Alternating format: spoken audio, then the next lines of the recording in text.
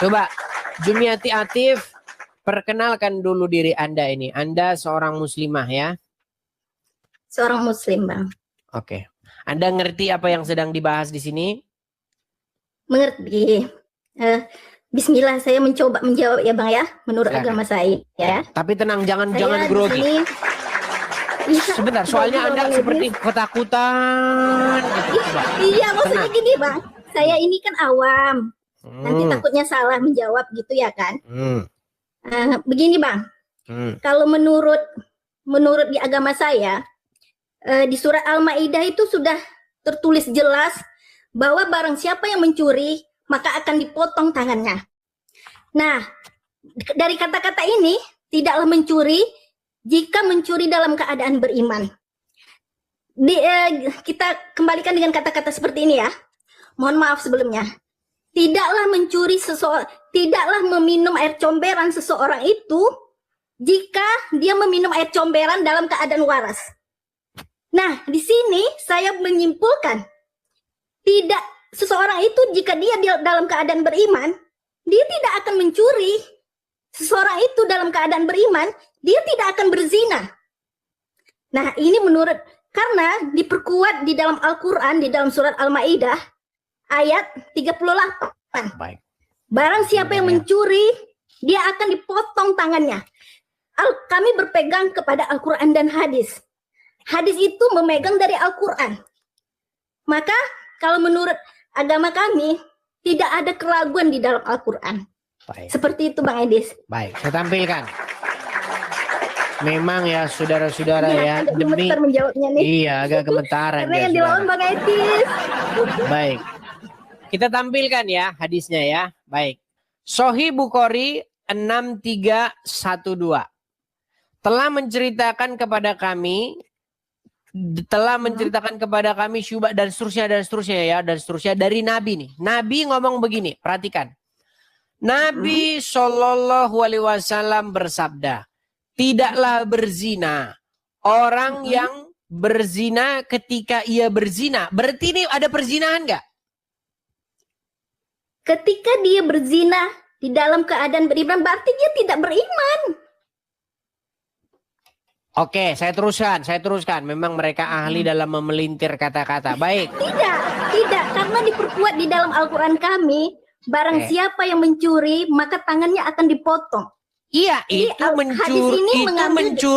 itu mencurinya karena dia tidak mencuri dalam keadaan beriman. Coba dengarkan ya, dengarkan. Tidaklah berzina orang yang berzina ketika ia berzina. Perhatikan, ketika ia berzina dalam keadaan beriman. Bang, sebentar, kalau kata-kata sabar, tenang. Kalau kata-katanya begini, contoh. Misalnya kata-katanya begini. Tidaklah beriman orang yang beriman ketika dia melakukan zina. Nah, kalau itu kata-katanya betul apa yang Anda maksud. Berarti tidak mungkin orang berzina di detik yang sama beriman. Betul. Kalau misalnya kata-katanya tidaklah beriman seseorang ketika ia beriman tetapi melakukan zina. Tetapi ayat ini bunyinya bukan begitu.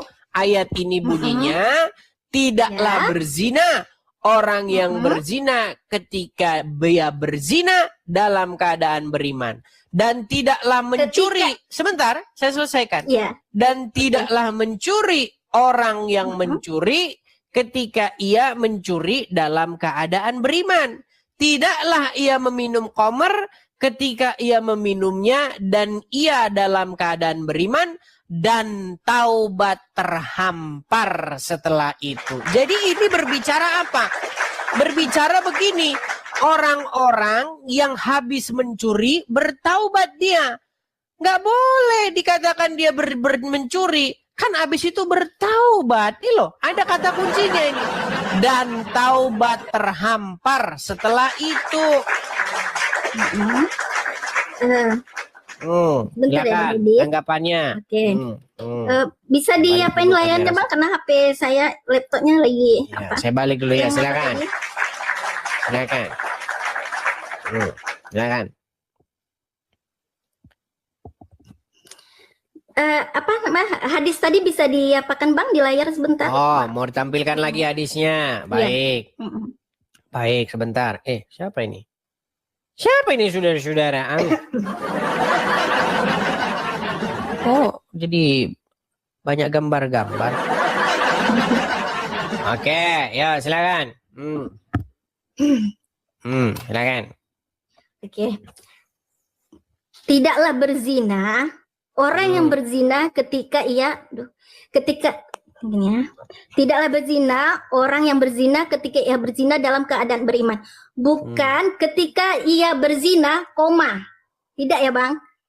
Tidaklah berzina orang yang berzina ketika ia berzina dalam keadaan Tidak ada beriman. koma dalam bahasa Arab loh. Jadi dalam bahasa Arabnya ini nggak ada koma di sini.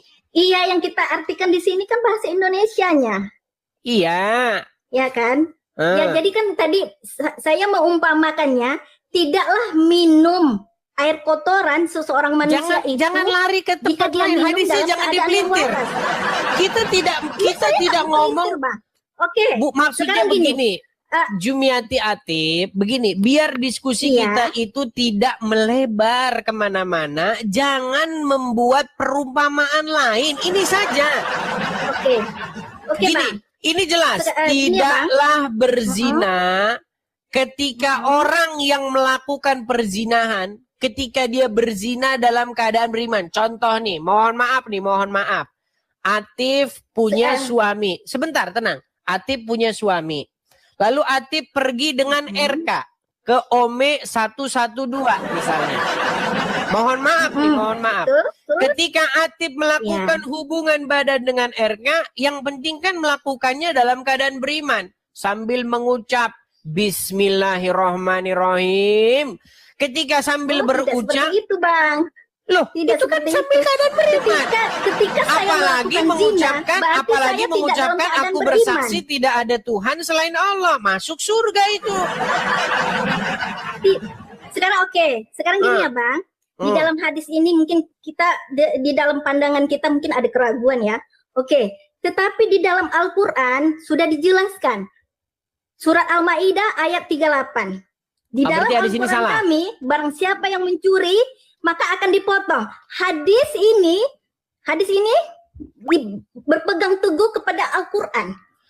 Jadi kami ini jika anggap saja nih keraguan nih di hadis. Anggap saja ada keraguan di hadis. Tapi kami berpegang ke Al-Qur'an. Al-Qur'an sudah menjelaskan bahwa surat Al-Maidah ayat 38 mengatakan bahwa siapa yang mencuri akan dipotong tangannya. Baik. Kita lanjutkan ke tema berikutnya kalau begitu. Berarti hadis tersebut Anda katakan palsu. Palsu. Bukan katakan palsu. Jika ada keraguan, maka kami ada berarti Anda punya keraguan. Berarti Anda punya keraguan kepada hadis itu. Gini, hadis itu ada yang soheh, ada yang mungkin masih dalam, ya saya masih awam ya Bang ya. Tapi menurut pandangan saya, hadis itu bisa soheh itu benar, dan bisa juga ada keraguan. Oh, tapi berarti hadisnya tidak jelas kalau begitu. Baiklah, kalau hadisnya tidak jelas, kita tinggalkan saja hadisnya. Sekarang begini, menurut Al-Quran, orang yang mencuri hukumnya apa? Hukumnya akan dipotong tangannya. Dipotong tangannya. Baik, saya pegang omongannya. Pertanyaan saya sekarang begini. Di negara kita tercinta ini, orang-orang Islam yang mencuri dipotong tangannya atau dipenjara? Dipenjara, karena negara kita tidak berpegang kepada agama Islam saja. Baik. Agama pertanyaan kita selanjutnya. Agama di sini. Apa hukumnya terhadap orang-orang yang memutuskan perkara tidak berdasarkan apa yang diturunkan oleh Allah? Maksudnya? Saya ulangi satu kali lagi, Barang siapa yang tidak memutuskan perkara berdasarkan hukum yang diberikan Allah, orang tersebut disebut orang-orang apa? Nggak tahu saya. Saya bantu. Baik, ya saya bantu. Saya tahu bahwa banyak orang-orang Islam ketika baca Quran mereka baca huruf Arabnya. Jadi setelah baca mereka nggak tahu apa yang dibaca. Baik. Itu harus diakui teman-teman. Ini kritik dari saya ini ya. Makanya kalau baca Quran bacalah artinya ya. Saya bacakan. Barang siapa tidak memutuskan perkara, perhatikan. Berdasarkan yang diturunkan Allah ya. Itu ada di dalam Quran surat Al-Maidah ayat 47 dan seterusnya. Baik, saya tampilkan dulu. Ya. Oke.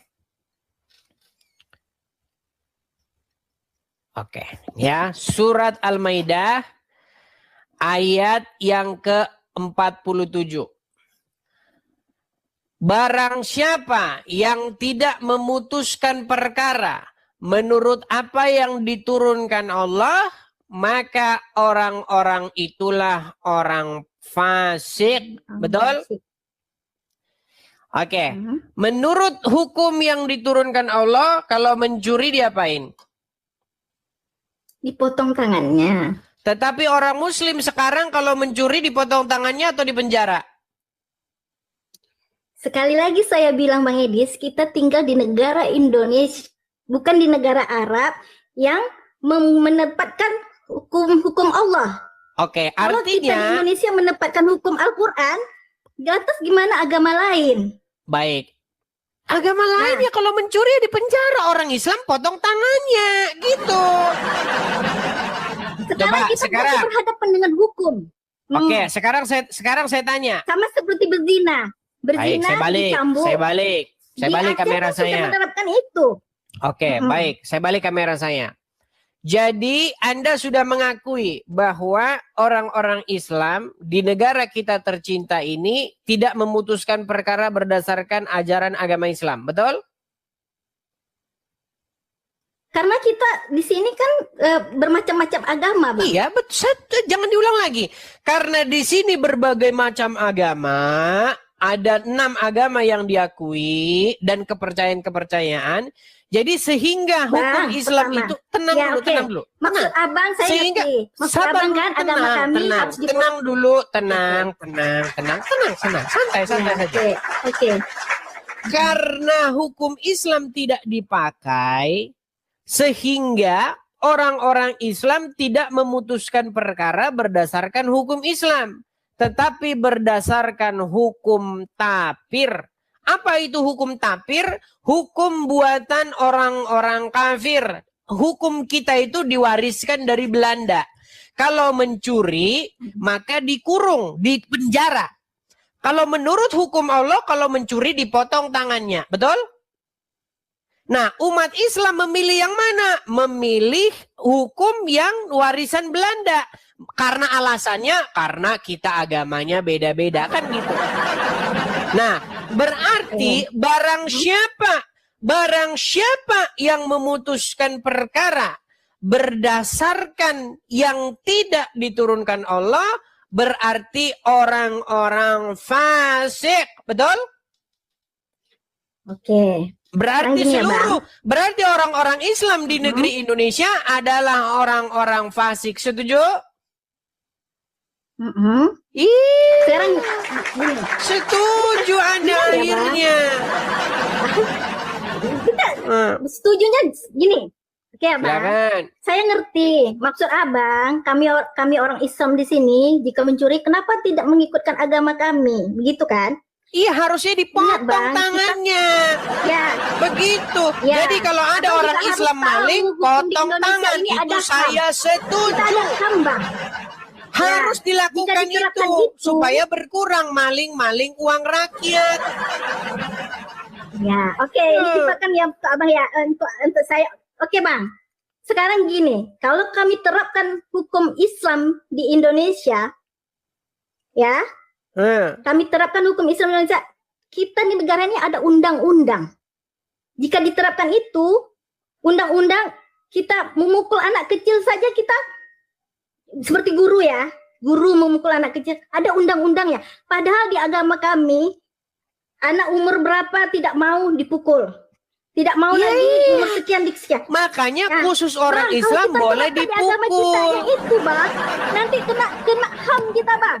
Loh, ya makanya. Makanya apakah hukum Islam ini masih relevan dengan modernisasi, dengan peradaban umat manusia? Makanya saya di sini sebagai al-ustadz Kristen mempertanyakan itu semua, gitu loh. Begini ya, Jumiati, Bang, ya, dengarkan saya. Ya, saya cuma bilang, walaupun kita terapkan itu di Indonesia, kita ini bermacam-macam agama. Jadi ya diterapkan kepada yang Islam saja. Jangan menerapkan hukum begini. Islam. Begini loh, jangan menerapkan hukum Islam kepada orang Buddha. Jangan menerapkan hukum Islam kepada orang Kristen.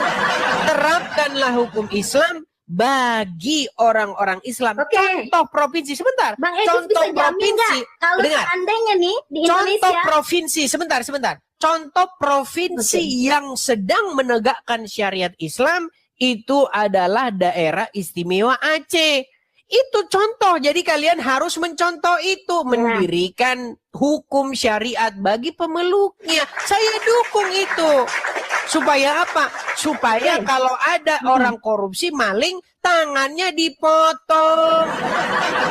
Ya, itu berlaku bagi orang-orang Islam. Iya. Betul. Saya tidak, di situ saya tidak akan membantah, Bang Edis. Cuman hukum berlaku di Indonesia tidak semudah itu, Bang. Tidak semudah itu. Apakah Bang Edis bisa menjamin hukum Islam diterapkan Indonesia jika dipotong tangannya nanti kena HAM, Bang? Hakimnya nggak berani hakimnya. Berarti lebih penting bagi Anda omongan manusia ketimbang firman daripada Allah.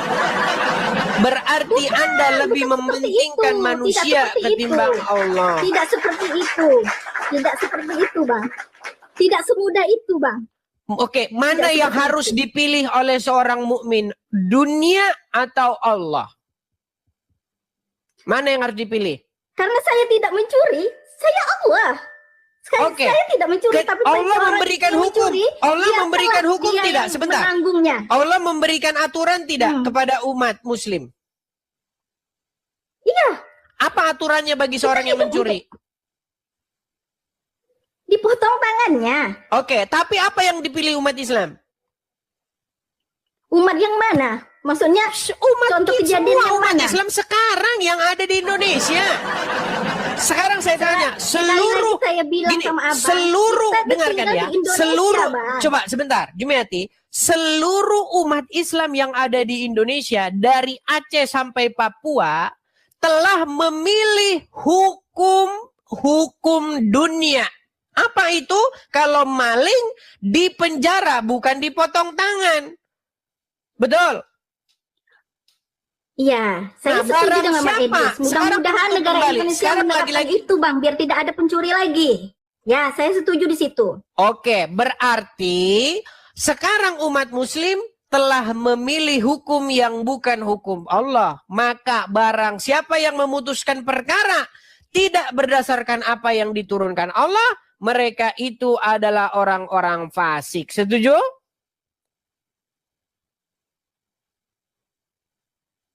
Mana ya? Loh ya harus setuju. Makanya kesimpulannya seluruh umat Islam di Indonesia menurut ayat tersebut fasik. Betul? Loh gimana sih? Nah, oke. Oke. Abang mengatakan berat, kami. Saudara-saudara. Abang mengatakan kami di Indonesia fasik. Gimana dengan di Aceh, Bang? Nah, di Aceh orang-orangnya hendak menegakkan syariat Islam. Makanya ingin memutuskan perkara berdasarkan apa yang diturunkan oleh Allah. Tetapi hanya masih percobaan. Toh ternyata maling juga bukannya dipotong tangan, dipenjara juga sama. Nah, ada penerapan hukum. Adapun penerapan hukum syariat di Aceh baru hanya sekedar pakai celana ketat. Baru cuman gitu-gitu doang. Belum betul-betul mengatakan yang hak begitu. Belum betul-betul menerapkan syariat itu benar-benar sesuai dengan ajaran agama Islam. Oke. Jadi intinya yang mau saya sampaikan apa? Yang mau saya sampaikan, kalau ada orang Islam mencuri, maka sesuai dengan perintah Allah, potong tangannya. Setuju? Setuju. Iya, makanya banyak orang-orang pejuang-pejuang Islam itu mati-matian ingin menegakkan hukum itu. Kalau orang belajar agama Islam tahu mereka itu berjuang di jalan Allah untuk menegakkan hukum Islam. Loh, saya tahu orang saya belajar agama Islam gimana? Ya, saya setuju. Cuman mereka. Iya, artinya apa? Artinya mereka ketika berkata hukum ini hukum togut, mereka nggak salah, emang betul itu ajaran Islam kok gimana? Kenapa mereka mengatakan polisi togut, penegak hukum togut? Apa alasannya? Karena polisi, jaksa itu tidak melaksanakan hukum Allah. Barang siapa yang tidak melaksanakan hukum Allah, mereka disebut togut. Berarti itu semua ada dasarnya, nggak bisa dibantah itu. Nah, berarti Bang Edis percaya kepada Allah. Bukan masalah saya percaya. Di sini mereka betul-betul menjalankan apa yang tertulis dalam agama Islam. Ya, benar. Kan saya sudah bilang saya bukan Islam. Saya bukan seorang Islam. Tapi ketika saya betul-betul mempelajari, saya betul-betul ingin mengerti apa sebenarnya yang mereka yakini. Oh, berarti benar yang mereka yakini memang betul bersesuaian dengan Quran. Karena di dalam Al-Quran tidak ada keraguan sedikit pun, Bang. Ya tidak ada keraguan di dalam Al-Quran sedikit pun. Ya sudah, berarti menurut... Walaupun tidak sekarang saya tanya. Manusianya yang tidak menerapkan. Oke, berarti sekarang begini, ada nggak di dalam ajaran agama Islam, masuklah kamu Islam setengah-setengah, ada? Hadisnya apa? Ada nggak ajaran agama Islam bunyinya, masuklah kamu secara Islam tapi setengah-setengah. Masuklah kamu Islam 90% Islam, ada nggak? Nggak ada kan? Tidak ada kan? Yang ada, masuklah kamu ke dalam agama Islam secara kafah. Tahu? Enggak. Nah, tidak tahu juga. Jadi menjadi Islam saya itu sudah tidak boleh setengah-tengah, tapi harus kafah. Jadi tolong jelaskan apa itu arti kafah. Baik, saya tampilkan. Saya bacakan ayat Qur'annya ya. Saya harus mendidik. Ini makanya saya ini sekarang sudah jadi ustadz ini saudara-saudara ya. Aduh, baik. Nih, saya tampilkan ya. Masuk agama Islam.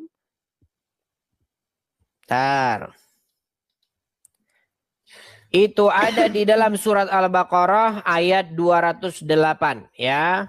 Al-Baqarah 208.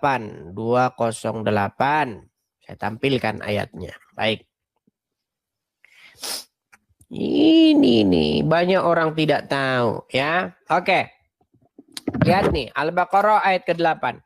Ya ayyuhallazina, wahai orang-orang yang beriman, masuklah kamu ke dalam Islam secara kafah. Nih.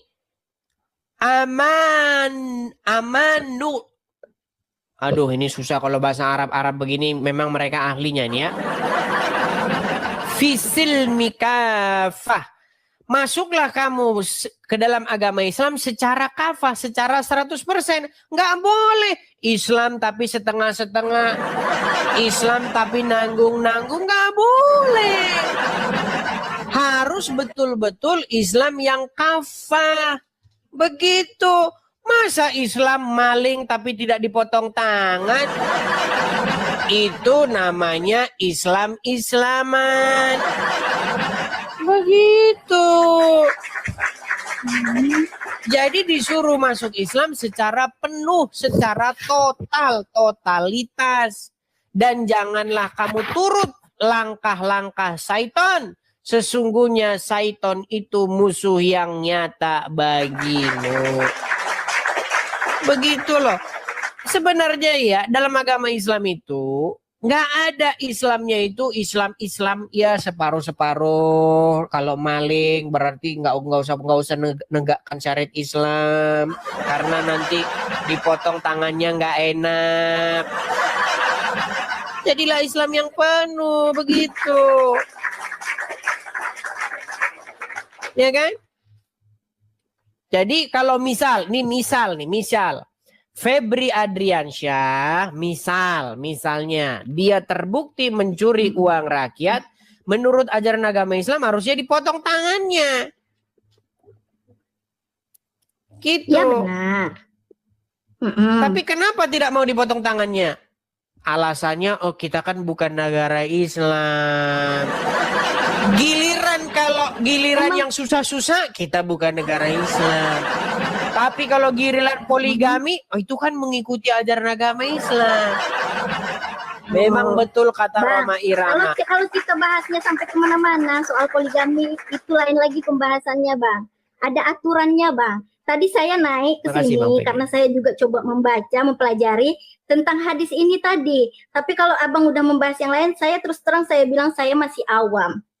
Oke. Saya awam. Berarti menurut hadis, kalau Abang membahasnya sampai kemana-mana, saya terus terang mungkin belum bisa saya menjawabnya gitu ya. Tapi kalau Abang mengatakan kenapa di Islam mencuri tidak dipotong tangannya, karena itu tadi kita ada undang-undang, ada HAM-nya. Nanti kita kena HAM, Bang. Ini ya, kalau kita terapkan hukum Islam di Indonesia, mungkin kita gimana ya, Bang ya? Mau saya jelaskan, penting kita ada undang-undangnya. Memukul anak kecil aja, nanti orang tua yang memukul anak kecil itu bisa kena HAM gitu kan. Sementara di hukum Islam boleh kami memukul anak kami kalau dia manakah tidak yang sholat. lebih engkau takuti, Allah atau HAM? Allah. Saya takut Bukti kepada Allah. itu hanya Tidak ada di takut kepada mulut. siapapun. Loh, teorinya di mulutnya yang lebih ditakuti Allah, prakteknya yang lebih ditakuti HAM. Loh, gimana? Oke, saya setuju. Ini berat Saya ini setuju saudara-saudara kalau ini. seandainya kita terapkan hukum itu di Indonesia, saya setuju, Bang. Tapi apalah daya, ibaratnya Iya, di karena Indonesia apa? ini, Karena nanti kalau pemimpin-pemimpin. bisa kita sampaikan ya ke presiden atau ke orang atas sana, kita terapkan hukum makanya. Islam begitu. Berarti sebabnya apa? Sebabnya karena pemimpin-pemimpin Islam sekarang banyak yang tidak memperjuangkan ajaran agama Islam. Yang mereka perjuangkan adalah duit bin fulus. Begitu. Betul, tapi itu oknum, Bang. Itu oknum. Coba, selama saya ngomong itu, yang berani bantah naik ke sini sudah saya bilang. Kan sudah saya kasih kesempatan. Jikalau kamu dapati omongan saya itu menurut sudut pandangmu salah, naik ke sini dan bantah. Sampai sekarang belum ada yang bisa bantah. Memang begitu. Oke, jadi sekarang intinya Anda dalam posisi kejepit lah intinya. Kejepitnya dalam pengertian begini. Mau menjalankan ajaran agama Islam, tapi disuruh pemimpin-pemimpin harus begini. Nanti takut HAM dan lain sebagainya.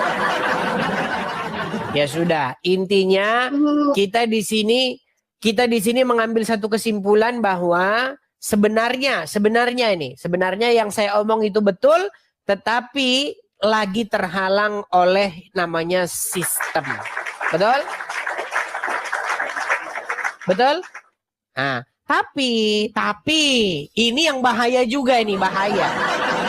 Coba, apa tidak bahaya nanti kalau betul-betul syariat Islam itu dilaksanakan? Yang ada kemaslahatan, kebahagiaan, atau kehancuran bagi Indonesia? Karena kita sini berbeda-beda suku dan agama. Mungkin Bukan bagi orang Bang. Islam loh. Kan hukum Islam itu tidak diterapkan kepada orang Yahudi, orang Kristen, orang Buddha, orang Konghucu, enggak, hanya kepada orang Islam. Nah, pertanyaan saya, ketika orang Islam betul-betul menerapkan hukum Islam, karena itu kata Felix Xiao, apapun korupsi, khilafah solusinya. Ya kan? Lampu kemacetan di Jakarta, khilafah solusinya. Banjir di mana-mana, harus sunnah Rasul solusinya.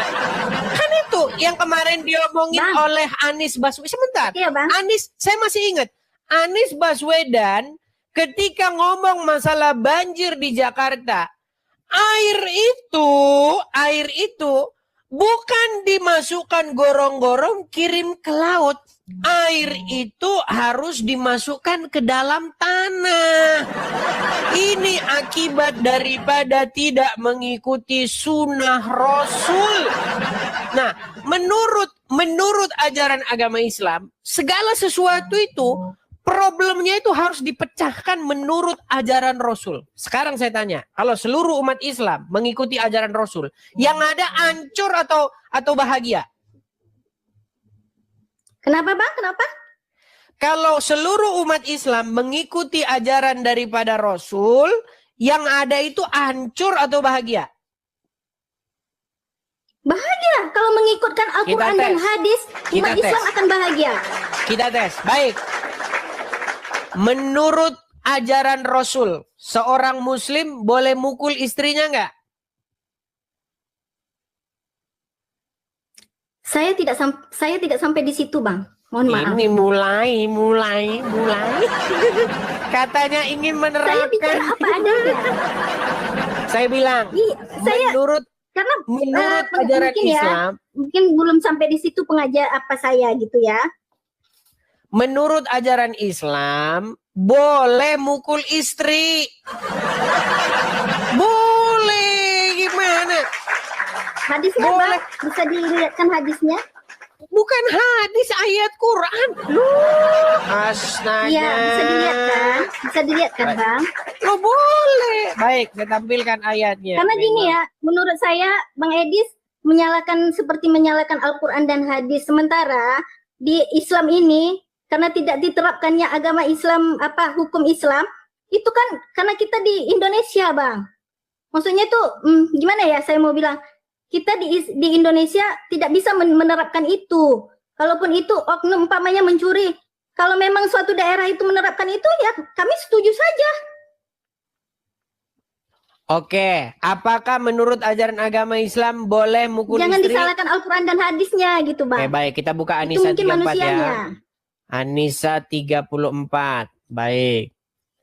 Waduh, memang banyak orang tidak tahu ya.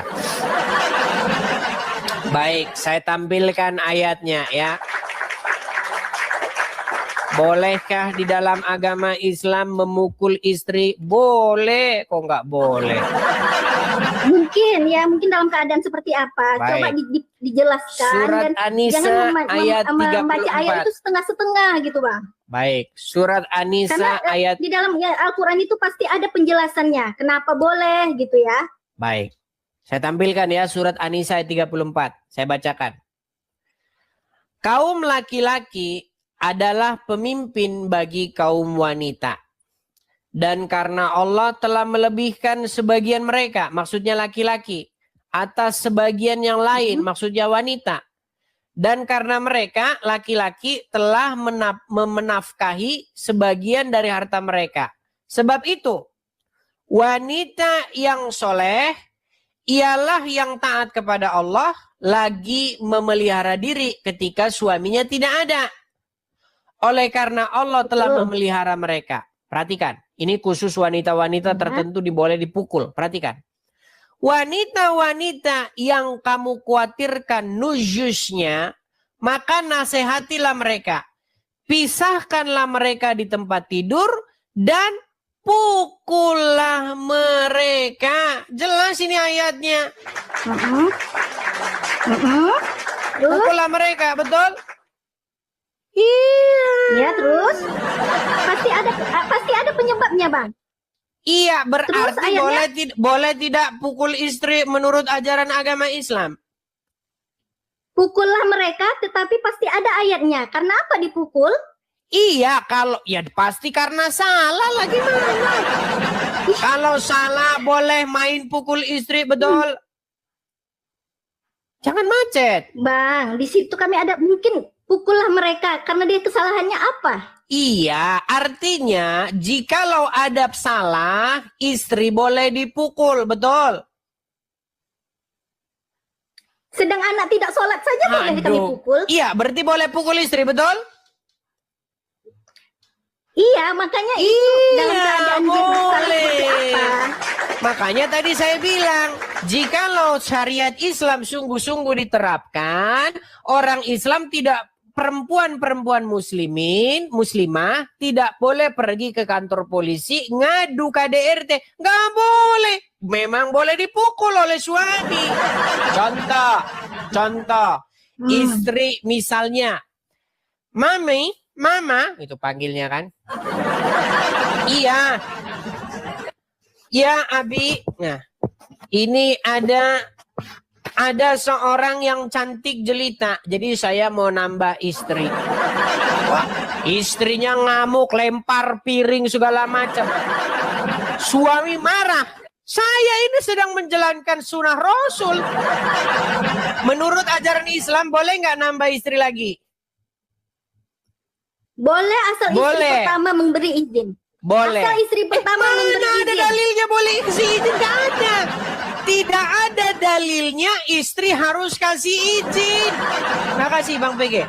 Dengarkan. Menurut ajaran agama Islam, suami boleh nambah istri lagi tanpa harus izin istri pertama. Nggak harus, nggak butuh izin-izin. Orang dia kasih nafkah kok, orang dia memberi nafkah. Kalau dia nambah istri lagi, ketika istri misalnya ngelawan, istrinya marah-marah, ditempeleng, jangan lapor polisi. Karena di dalam ajaran Islam, istri yang dikhawatirkan nusyusnya, istri yang membantah melawan suami, boleh ditempeleng. Betul? Boleh dipukul gimana? Misalnya memar-memar, dipukul, bonyok, datang ke kantor polisi, Pak, melapor KDRT. Islam. Nah, rasakan. Memang boleh. Loh, kan katanya menegakkan syariat agama Islam. Gimana? Lo bantah coba di mana bantahnya? Ya. Bantahnya di mana? Coba silakan bantahnya di mana? Bang. Di mana bantahnya? Sekarang gini ya, kalau soal poligami, suami itu harus adil. Adil itu bukan dari harta saja, Bang. Kasih sayang juga. Sekarang bisa nggak kita seperti Nabi? Karena ini bukan masalah adilnya. Ini bukan masalah adilnya. Ini baru mau nambah doang. Baru mau nambah ini. Ketika diomongin, saya mau nikah lagi. Langsung ngamuk, piring dipecahin. Nah, ketika dia mecahin piring, dia suami ambil kayu, dipukul istrinya. Boleh nggak sang istri lapor polisi KDRT? Boleh? Menurut ajaran agama Islam? Kalau tidak sesuai, ya boleh saja. Tidak sesuainya di mana? Bang, kalau menurut kami di situ, walaupun kata abang mana hadisnya, tetapi suami wajib memberitahu istri pertama, Bang. Mana ayatnya wajib istri beritahu mana? Bang, kalau abang minta itu terus terang Bang ya, ini HP saya cuma satu dan saya pun nggak bisa buka ini Al-Quran dan terjemahannya dan hadis-hadisnya juga gitu ya. Lain kali saya insya Allah akan naik lagi gitu dengan data gitu ya. Kalau sekarang kalau misalnya nih, kalau misalnya saya yang bicara, mungkin Anda tidak percaya. Mungkin ya, tapi bagaimana kalau yang ngomong misalnya Ustadz besar nih. Saya kasih tunjukkan ya. Nih, Ustadz Abdul Somad, perhatikan ya. Perhatikan. Sebentar ya.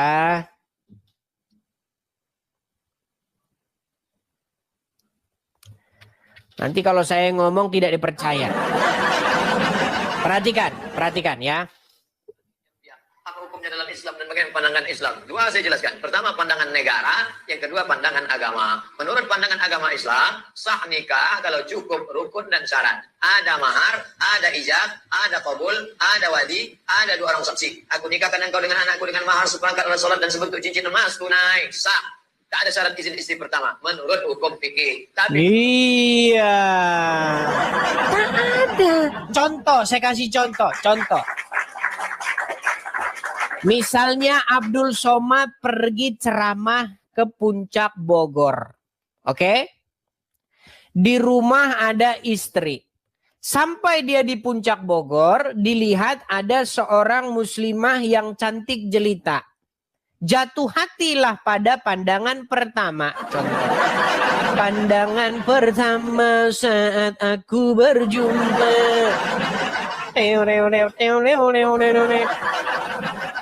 Nah, ketika jatuh cinta langsung di situ ada orang tuanya, ada mahar, ijab, qabul. Sah. Tidak perlu ngasih tahu istri pertama. Tapi kalau istri pertama ngomong misalnya, Pak, apakah papa kawin lagi? Boleh bohong sama istri pertama. Boleh bohong kalau untuk keutuhan rumah tangga. Boleh. Loh, kurang indah bagaimana Islam itu? Astaga. Boleh nggak? Demi supaya istri nanti tidak jantungan, tidak ngambek, tidak berubah sikapnya. Boleh tidak? Berbohong kepada istri demi keutuhan rumah tangga. Kalau dia suami yang baik, dia akan mengatakan kepada istrinya. Bukan masalah ngomong suaminya yang baik. Kalau Bang, menurut ajaran Islam, boleh di nggak dia dalam bohong? Islam, laki-laki itu harus memuliakan istrinya. Kalau di situ di mana letak mulianya? Tapi bagaimana kebolehan berbohong demi keutuhan rumah tangga? Itulah kemuliaannya itu supaya rumah tangganya tidak berantakan. Jadi boleh dia berdusta. Aduh. Semua ada dalilnya itu. Tadi dalil mengenai izin istri pertama. Tidak harus izin. Perhatikan. saya ingin nanya, bagaimana cara menangani masalah poligami yang tidak diizinkan oleh istri pertama? Bang, kita bisa nggak melihat videonya jangan setengah-setengah. Saya sebagai istri kedua berdosa telah menerima pinangan dari laki-laki tersebut. Andai saya pulang ke Pekanbaru, lalu saya katakan ke istri saya, aku sudah menikah di Jakarta sekali, di Sentul sekali, di Jogja sekali. Haram apa halal? Yang ini bilang halal, yang ini bilang haram, halal. Sah. Menurut hukum fikih sah selama tidak lebih dari 4. Sah gimana? Yang penting tidak lebih dari 4. Sah. Tidak perlu izin istri pertama. Tapi boleh bohongin istri pertama. Boleh. Boleh. Dalam agama Hukum Islam nikahnya itu mungkin sah, Bang. Mungkin hukum nikahnya sah ya. Hukum nikahnya sah. Tetapi yang tidak sah di mana? syarat adil itu seperti apa? Loh, adil lah. Saya gini, Bang. Sebulan di memang, rumah istri pertama. Karena saya yakin di dalam Al-Quran itu tidak ada keraguan. Sebulan lagi di Cuman rumah situ istri aja. kedua. Adil. Gimana? Lo, gimana? Justru karena istri-istri membangkang, makanya menjadi kacau. Kan jangan membangkang, tinggal patuh saja kepada suami. Gimana? Nah, supaya keutuhan rumah Sepertinya tangga gini, Bang. tidak Kalau suami retak. kita mau berpoligami, istri boleh juga menolak dan minta cerai. Nah, itu namanya istri yang durhaka. Tidak seperti itu. Tidak seperti Loh, itu maksudnya. sekarang saya tanya, kenapa minta cerai? Padahal suami kawin lagi itu menurut ajaran Islam boleh. Mungkin, karena gini, tidak semua wanita bisa menerima. Iya, karena dia tidak taat kepada Allah dan Rasulnya. Oh, tidak seperti itu. Sama dengan perceraian. Perceraian itu dicela, tapi perceraian dibolehkan. Iya, tetapi alasan dia bercerai itu apa? Cuman gara-gara suaminya mau kawin lagi dia bercerai. Padahal Islam membolehkan. Itu namanya menganggap hukum Allah itu jelek. Oh, tidak seperti itu, Bang. Nah, terus Tidak ngapain dia seperti minta itu. cerai? Kenapa dia minta cerai? Tidak seperti itu. Sebentar. Suami konglomerat, harta banyak, semua dicukupi. Nah, terus suami mau kawin lagi. Kenapa Anda mau meminta Apakah cerai? dia bisa adil? Apakah dia Kenapa bisa tidak adil? bisa adil? Kan sebulan Adil dari di kasih rumah sayang, istri bukan dari pertama, harta saja, sebulan berikutnya di rumah istri kedua, sebulan berikutnya di rumah istri ketiga. Adil. Gimana? Loh, inilah Apakah dia bisa adil? wanita Bang, yang gini ya, melawan Allah sepertinya dan topik kita Rasul. sudah sampai kemana-mana ya. Tadi kan cuman soal ini ya, soal tentang hadis Bukhari dan Muslim tadi ya. Kan Tentang tadi itu, karena hadisnya sudah memang saya diakui. Hadisnya tadi Anda mengakui hadisnya itu diragukan kebenarannya. Betul. Hadisnya betul atau tidak? sekarang bukan diragukan, Bang. Seandainya saya mengatakan tadi, jika Bang Edis meragukan kata-kata dari bahasa Indonesianya, kalau saya yakin dengan Al-Quran dan hadis. Karena Ya kan sudah. tadi saya memperumpamakan, tidaklah mencuri jika mencuri dalam keadaan beriman. Jadi seorang itu mencuri berarti dia tidak dalam keadaan beriman. Nah, tidaklah meminum air comberan. malah dibalik-balik sama dia? Jika dia meminum dalam keadaan waras. Coba. Sekarang gini, apa bedanya dua kalimat ini? Tidaklah mencuri orang yang mencuri dalam keadaan beriman. Tidaklah beriman orang yang beriman di detik yang sama mencuri. Berarti Coba, kalau dia bedanya mencuri, ada nggak? dia tidak dalam keadaan beriman. Gimana sih? Maksudnya, Bang? Mak, Oke, berarti kan hadisnya saya bilang, harus diganti dulu. Jika abang ada keraguan di dalam hadis ini, Berarti jika abang ada keraguan di hadisnya dalam hadis harus ini, maka diganti. Al-Quran ditegaskan. Al-Maidah ayat 38.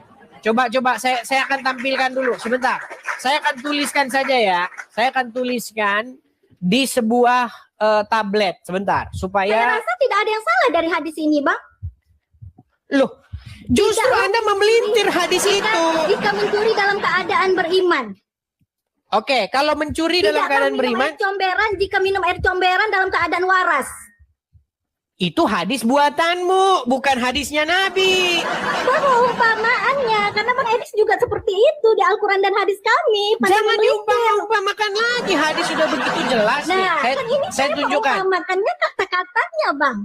Oke, saya akan Tidaklah tunjukkan mencuri kepada jika Anda. mencuri dalam keadaan beriman. Baik, saya akan tampilkan. Itu berarti hadisnya harus dirubah dulu. Nih, saya Wow, tidak tunjukkan bisa, ya. Bang. Saya tunjukkan Hadis nih. mau dirubah-rubah tidak bisa. Karena Anda berkata hadisnya bukan begitu. Nih, saya Bilang tunjukkan. bukan begitu. Saya bilang jika ada keraguan di dalam Bang Edis, maka Al-Quran kami menjelaskan di surah Al-Maidah ayat 38. Saya tunjukkan ya nih. Satu. Tidaklah mencuri. Tidaklah mencuri.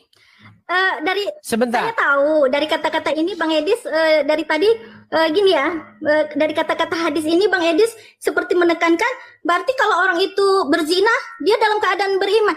Di situ mengatakan ibaratnya gini ya bahasa Indonesia kita ya. Jangan dibalik-balik. Ini loh, saya tunjukkan ya. Tidaklah Bagaimana, mencuri jika mencuri dalam berkeadaan iman. Berarti kalau dia dalam keadaan beriman dia tidak akan mencuri. Beriman. Mana sih? Tidaklah mencuri jika mencuri dalam keadaan yang beriman. Sekarang Ya, hadis berarti yang dalam Anda keadaan maksud beriman dia tidak sebentar, akan mencuri. hadis sebentar, Berarti kalau dia pemahaman mencuri, dia tidak dalam pemahaman yang keadaan Anda beriman. maksud, sebentar, pemahaman yang Anda maksud itu harusnya bunyinya begini. Bunyinya begini. Tidaklah beriman orang yang mencuri. Nih, kalau orang mencuri, maka tidaklah dia beriman. Masa dia beriman tapi mencuri? Kan itu maksud Anda, betul? Iya, berarti dia kalau Nah. dia mencuri dia tidak dalam keadaan beriman. Betul. Nah, itu kalau hadisnya berbunyi begini. Tidaklah beriman. Sebentar Bang, dulu. gini ya, Bang. Sebentar dulu. Aduh. Lihat. Ya, oke, lanjut. Tidaklah beriman orang yang mencuri. Ah, itu berarti betul yang Anda maksud. Tapi di sini tidaklah mencuri orang yang mencuri dalam keadaan beriman. Saya tampilkan lagi hadisnya. Astaga, berat ini saudara-saudara ya. Bang, Ini itu sungguh diartikan berat dalam bahasa yangnya. Indonesia. Kalau Ini hadis saudara-saudara. dan Al-Quran kami di situ, Nah. Bang, banyak maknanya, Bang.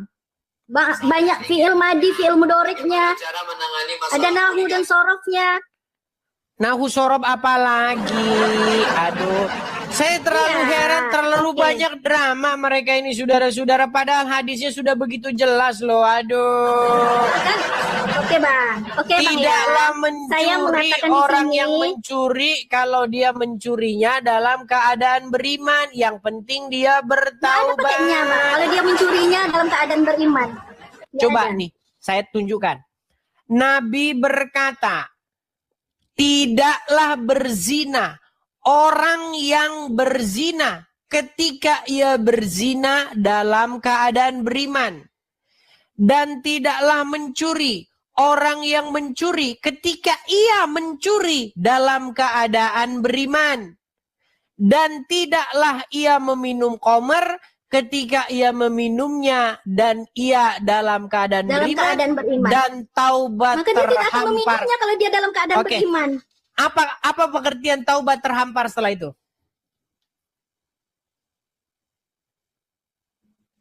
Kita bertobat. Bertobat dari apa? Kalau kita mencuri, Iya, bertobat dari mencuri. Berarti orang yang kita mencuri, bertobat kalau kita mencuri. orang tapi yang di mencuri atas mengatakan tidak boleh ini, dikatakan kan saya mencuri mengatakan kepada karena Abang. dia mencurinya dalam keadaan beriman. Betul. Karena dia mencurinya dalam keadaan beriman. Tidak seperti itu kata-katanya. Lu gimana sih Astag? Ini loh. Perhatikan ini, perhatikan. Tidaklah mencuri orang yang mencuri ketika ia mencuri dalam keadaan beriman. Astaga.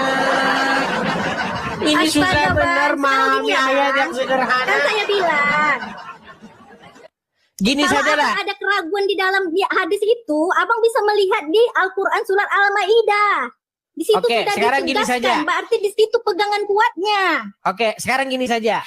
Betul atau tidak, menurut Muhammad, wanita perempuan itu akalnya setengah. Saya baru dengar. Astaga, pantesan dia ini banyak nggak taunya saudara-saudara. Baik, saya akan tunjukkan Bang, bahwa sekarang gini ya, wanita-wanita itu abang memang meminta akalnya kata-kata, tapi setengah. sebetulnya abang paham dengan arti hadis itu. Saya Abang tunjukkan. paham dengan arti Baik, hadis saya itu, tapi tunjukkan. abang mencari celah di situ, gitu kan? Karena gini, penjelasan di bawah hadis itu kan banyak penjelasannya itu. Penjelasannya kenapa dibilang dalam keadaan salah? Penjelasan di situ ada. Berarti imannya dalam keadaan yang berkurang. Di situ penjelasannya. Di bawah Mulai itu. muncul. Baik, saya akan tunjukkan ya bahwa perempuan-perempuan itu akalnya itu tidak sanggup, nggak mampu. Mohon maaf nih bahasa kita itu ya, aduh saya ngomong nanti nggak tega. Blow on. Perhatikan. Ini Itu kan kata dalil. abang. Ini menurut saya yang loh, pintar. astaga. Lihat ya. Saya tidak meragukan hadis, sekali lagi ya, saya tidak meragukan hadis. Yang saya bilang, kalau Bang Edis meragukan hadis saya, Abang bisa melihat di Al-Quran, surat Al-Maidah ayat 38. Di situ tidak bisa dibantahkan, berarti hadis ini mengambil dari Al-Quran. Gitu aja. Ya Nggak perlu sudah, hadis berarti ini harus kata-katanya Oke, dipelintir. perhatikan ya. Sebenarnya akal wanita itu memang separuh, tidak sempurna. Perhatikan. Rasulullah bersabda, "Wahai sekalian para wanita, bersedekahlah kalian dan rajin-rajinlah memohon ampunan kepada Allah. Sesungguhnya aku melihat kalian adalah mayoritas penduduk neraka." Perhatikan. Mayoritas penduduk neraka itu adalah kaum wanita, saudara-saudara. Saya teruskan lagi. salah seorang dari mereka berkata, "Wahai Rasulullah, bagaimana kami adalah penduduk mayoritas neraka? Kalian banyak mencaci, menutupi kebaikan suami, dan aku tidak melihat wanita." Perhatikan ini. Dan aku tidak melihat wanita yang kurang akalnya dan agamanya, namun bisa mengalahkan laki-laki yang berakal dibandingkan kalian. Ini loh. Betul. Bahwa orang-orang kaum yang kurang akalnya itu adalah kaum wanita. Benar. Menurut pandangan daripada Nabi. Saya teruskan lagi. Wanita itu bertanya, "Wahai Rasulullah, apa itu kekurangan akal? Apa itu kekurangan akal dan kekurangan agama?" Nabi menjawab, "Bukti bahwa wanita itu kekurangan akal adalah persaksian 2 orang perempuan setara dengan persaksian 1 laki-laki. Inilah kekurangan akal." Jadi di mata Nabi kalian itu adalah kaum-kaum marginal kekurangan akal. Ini yang ngomong Nabi. Astagfirullah. Bang, abang gimana ya saya mengatakan? Kok dikatakan saya dari hadis memelintir ini lagi artinya sih? abang memelintir gitu. Memelintir Dengan mengatakan dengan saya tadi di mana begini. melintirnya? Saya tidak betul. Hadis itu betul. Hadis Terus itu gimana betul. melintirnya? Di neraka kelak akan banyak wanita daripada laki-laki. Benar. Oke, terus tidak akalnya itu hadis. separuh. Akalnya separuh, betul?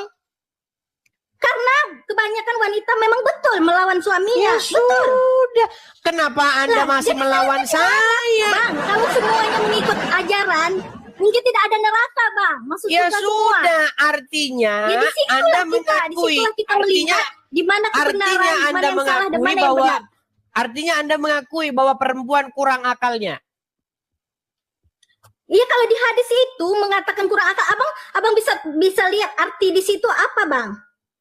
Ini loh, bukti bahwa wanita itu kekurangan akalnya Bang, adalah abang gini ya, persaksian dari 2 orang kata-kata perempuan. kita membahas Dia ini kan banyak tadi, bicara, abang saudara-saudara. mengambil nanti kata-kata Satu-satunya yang saya percaya dari Muhammad adalah wanita-wanita muslim kurang akal. Yang ngomong itu adalah Muhammad sendiri. Makanya sudah dikasih tahu, tidaklah mencuri. Tidaklah mencuri jika mencuri dalam keadaan beriman. Tapi Anda masih putar-putar lagi. Tidak, karena Pak Edi pandai memelintir. Nah, dari yang perempuan Coba. tadi, ini akalnya. Jumiati. Kenapa ada hadis seperti itu? Jumiati. Bisa dijelaskan.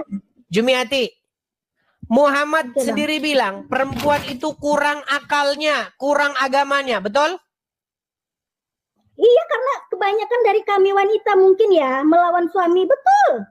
Oke, kalau kurang akal, kurang agama, kenapa Anda bantah ini? Menghilangkan Rasulullah juga menaikkan Sebentar. derajat kami. Kalau Di situ kurang ada, tapi akal. abang tidak tahu di situ. Sudah tahu kurang akal, sudah tahu kurang agamanya, kok masih membantah ini? Kenapa masih membantah itu? Saya rasa abang yang membantah karena sudah diperjelas di surah Al-Maidah ayat 38. Jika ada keraguan di abang di hadis itu, abang bisa melihat di Al-Quran ayat Berarti hadisnya Al-Maidah palsu. 38. Berarti hadisnya palsu. Saya tidak mengatakan palsu kalau saya yakin. Karena Oke, abang yang ragu. barang siapa yang mencuri dalam keadaan beriman, ketika ia mencuri dalam posisi dia beriman, tidaklah dikatakan dia itu mencuri. Setuju? Berarti kalau dia mencuri dia tidak beriman. Astaga. Sudah dibilang mencurinya dalam keadaan beriman. Astaga. Ya sudahlah, di bawah dulu. Abang, Astaga. kalau dia Mumpet mencuri, nanti. berarti Ya, dia tidak dalam tidur dulu di keadaan bawah sana. beriman. Ya, tidur di bawah sana, tidur di bawah sana. Astaga, berat saudara-saudara. Salam Bapak Ibu Saudara yang terkasih di dalam nama Tuhan Yesus Kristus. Kita sudah menyaksikan video yang disampaikan oleh Edis TV. Ya, mari kita juga akan merenungkan kebenaran firman Tuhan sebagai penguatan iman kita kepada Tuhan Yesus. Dalam Mazmur pasal yang ke-1 mengatakan bahwa jalan orang benar dan jalan orang fasik Berbahagialah orang yang tidak berjalan menurut nasihat orang fasik dan tidak berdiri di jalan orang berdosa, dan yang tidak duduk dalam kumpulan pencemooh, tetapi yang kesukaannya ialah Taurat Tuhan, dan yang merenungkan Taurat itu siang dan malam. Ia seperti pohon yang ditanam di tepi aliran air, yang menghasilkan buahnya pada musimnya, dan yang tidak layu daunnya. Apa saja yang diperbuatnya berhasil. Bukan demikian orang fasik, mereka seperti sekam yang ditiupkan angin. Sebab itu orang fasik tidak akan tahan dalam penghakiman. Begitu pula orang berdosa dalam perkumpulan orang benar. Sebab Tuhan mengenal jalan orang benar, tetapi jalan orang fasik menuju kebinasaan. Pasal 2. Raja yang diurapi Tuhan. Mengapa rusuh bangsa-bangsa? Mengapa suku-suku bangsa mereka perkara yang sia-sia? Raja-raja dunia bersiap-siap, dan para pembesar bermufakat bersama-sama melawan Tuhan dan yang diurapinya. Marilah kita memutuskan belenggu-belenggu mereka dan membuang tali-tali mereka daripada kita. Dia yang bersemayam di surga tertawa. Tuhan mengolok-olok mereka. Maka berkatalah ia kepada mereka dalam murkanya, dan mengejutkan mereka dalam kebangatan amarahnya. Akulah yang telah melantik rajaku di Sion, gunungku yang kudus. Aku mau menceritakan tentang ketetapan Tuhan. Ia berkata kepadaku, anakku, engkau telah kuperanakan pada hari ini. Mintalah kepadaku, maka bangsa-bangsa akan kuberikan kepadamu menjadi milik pusakamu, dan ujung bumi menjadi kepunyaanmu. Engkau akan meremukkan mereka dengan gada besi, memecahkan mereka seperti tembikar tukang periuk. Oleh sebab itu, hai raja-raja, bertindaklah bijaksana, terimalah pengajaran, hai para hakim dunia. Beribadahlah kepada Tuhan dengan takut, dan ciumlah kakinya dengan gemetar, supaya ia jangan murka dan kamu binasa di jalan, sebab mudah sekali murkanya menyala. Berbahagialah semua orang yang berlindung padanya. Pasal 3. Nyanyian pagi dalam menghadapi musuh. Mazmur Daud ketika ia lari dari Absalom anaknya. Ya Tuhan, betapa banyaknya lawanku. Banyak orang yang bangkit menyerang aku. Banyak orang yang berkata tentang aku. Baginya tidak ada pertolongan daripada Allah. Tetapi Engkau Tuhan adalah perisai yang melindungi aku. Engkau kemuliaanku dan yang mengangkat kepalaku. Dengan nyaring aku berseru kepada Tuhan, dan Dia menjawab aku dari gunungnya yang kudus. Aku membaringkan diri lalu tidur. Aku bangun sebab Tuhan menumpang aku. Aku tidak takut kepada peluru puluhan ribu orang yang siap mengepung aku. Bangkitlah Tuhan, tolong aku, ya Allahku. Ya, Engkau telah memukul rahang semua musuhku dan mematahkan gigi orang-orang fasik. Dari Tuhan datang pertolongan, berkat-Mu atas umat-Mu. Pasal 4. Doa pada malam hari untuk pemimpin biduan dengan permainan kecapi. Mazmur Daud. Apabila aku berseru, jawablah aku ya Allah yang membenarkan aku. Di dalam kesesakan Engkau memberikan kelegaan kepadaku. Kasihanilah aku dan dengarkanlah doaku. Hai orang-orang, berapa lama lagi kemuliaan dinodai? Berapa lama lagi kamu mencintai yang sia-sia dan mencari kebohongan? Ketahuilah bahwa Tuhan telah memilih baginya seorang yang dikasihinya. Tuhan mendengarkan apabila aku berseru kepadanya. Biarlah kamu marah, tetapi jangan berbuat dosa. Berkata-katalah dalam hatimu di tempat tidurmu, tetapi tetaplah diam. Persembahkanlah korban yang benar dan percayalah kepada Tuhan. Banyak orang berkata, siapa yang memperlihatkan yang baik kepada kita? Biarlah cahaya wajah-Mu menyinari kami ya Tuhan. Engkau telah memberikan sukacita kepadaku lebih banyak daripada mereka ketika mereka kelimpahan gandum dan anggur. Dengan tentram aku mau membaringkan diri, lalu segera tidur, sebab hanya Engkaulah ya Tuhan yang membiarkan aku diam dan hangat dengan aman. Bapak Ibu Saudara yang terkasih dalam Tuhan, Mazmur juga punya masalah. Mazmur Daud punya masalah. Tapi dia tetap beriman, percaya kepada Tuhan. Maka dari itu, mari kita percaya kepada Tuhan, mengandalkan Tuhan Yesus dalam kehidupan kita. Hanya Dia jalan dan kebenaran dan hidup. Barang siapa percaya kepadanya tidak akan binasa, dia akan diselamatkan. Dan dia akan mendapatkan pengampunan dosa melalui kematian dan kebangkitan Yesus ketika dia percaya. Dan barang siapa yang tidak percaya dengan Yesus, dia akan binasa. Demikian perenungan kita. Semoga video ini memberkati kita dan menguatkan kita sekalian. Tuhan Yesus memberkati. Salam.